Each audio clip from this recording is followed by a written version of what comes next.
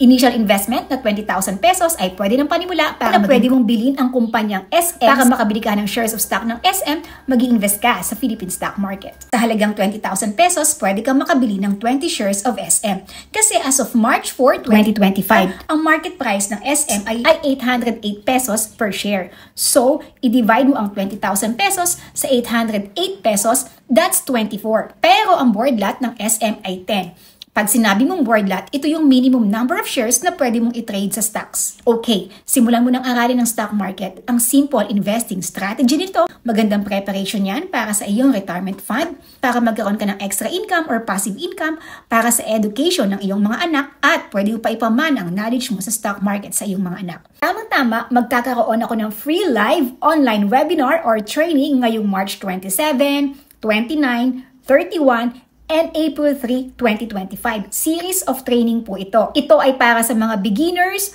or zero knowledge or little knowledge sa Philippine stock market. Ang ituturo ko dito ay kung paano ka kumita sa dividend investing, long-term investing, and short-term trading sa Philippine stock market. Asahan ko ang attendance mo. Online po ito. Ilalagay ko yung link dito at sa comment section. Mag-register ka na.